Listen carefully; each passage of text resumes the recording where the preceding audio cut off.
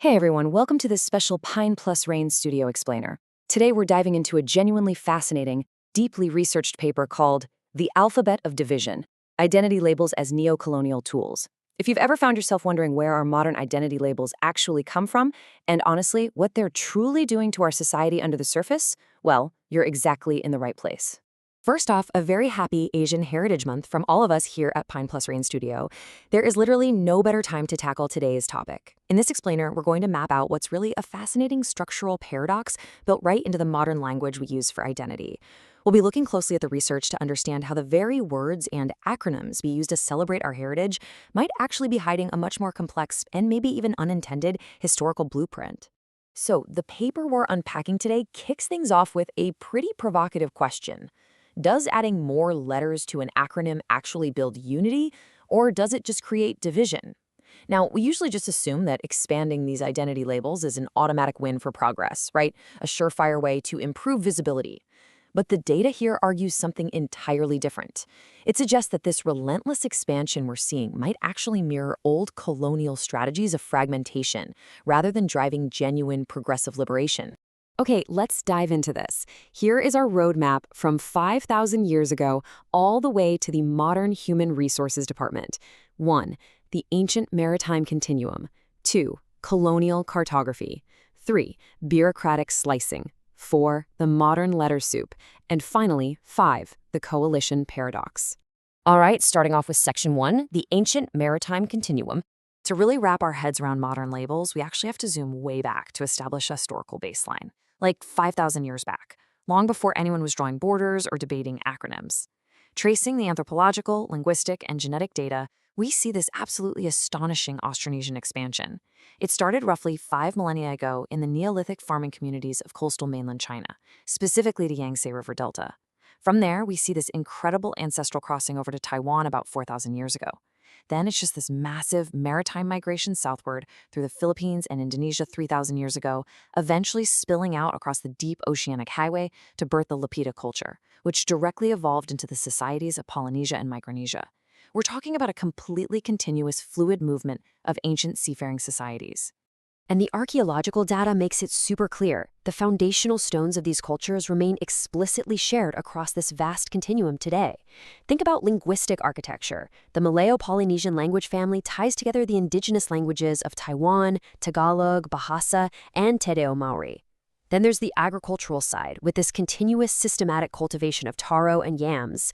You also have massive technological continuities, like advanced open ocean navigation and outrigger designs that were just incredibly far ahead of their time. And we can't forget the craft heritage, like complex bark cloth or tapa textile production. So the takeaway here is that these deep civilizational connections are undeniably, fundamentally linked. Which brings us to our second section, colonial cartography.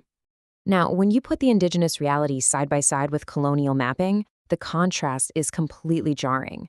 Indigenous peoples understood their world as a fluid sea of islands, a unified space defined by constant maritime connection. But then in the 19th century, European ethnologists and colonial powers actively chose to carve up this interconnected highway into really rigid, racially loaded boxes. They created these isolated administrative zones. You get Polynesia, which just means many islands, Micronesia for small islands, and Melanesia, meaning black islands, which the research notes was explicitly categorized based on perceived racial inferiority and skin color. This cartography wasn't just innocent map-making. It was a deliberate divide and conquer strategy meant to suppress regional alliances and permanently separate these connected peoples. And that perfectly sets up Section 3, bureaucratic slicing.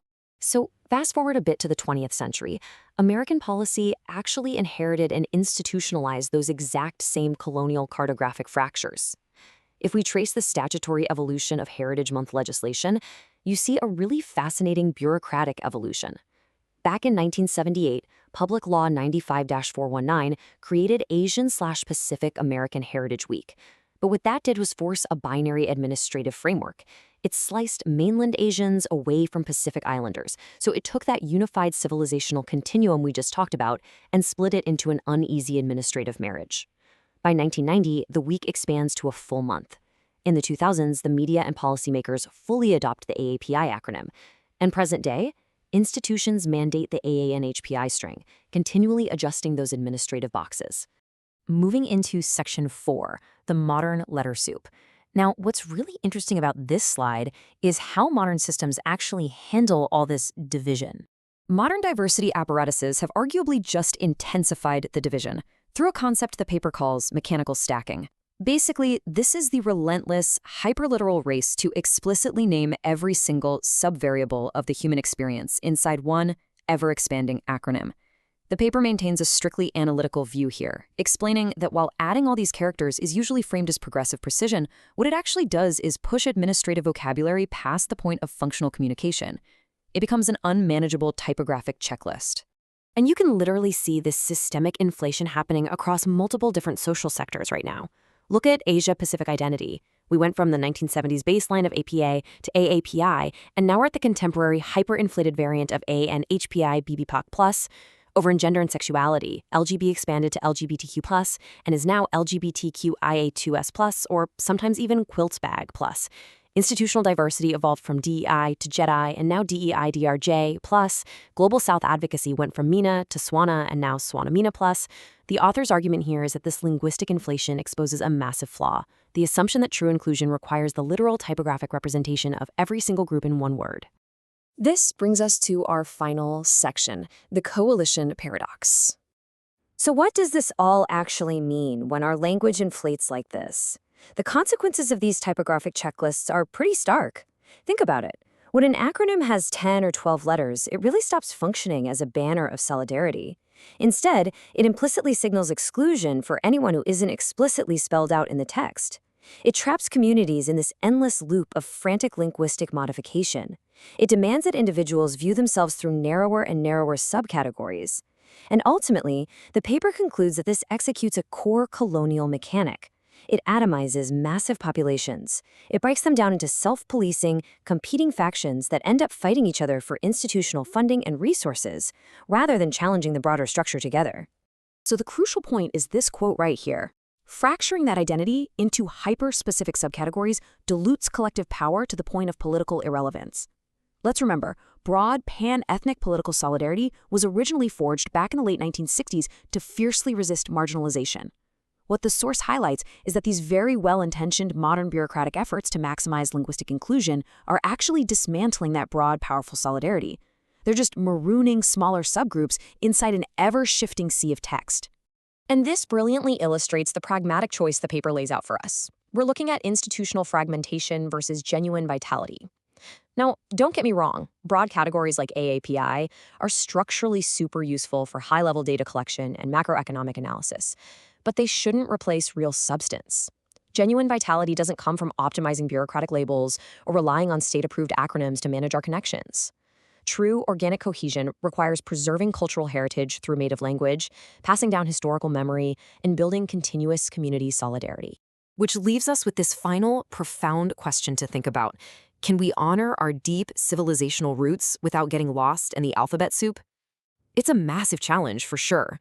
Navigating our future means we have to look past artificial colonial borders and recognize the shared human tapestry that unites us, rather than hyperfixating on the acronyms that divide us. Thank you so much for joining me for this explainer. Keep learning, keep questioning, and I will catch you next time.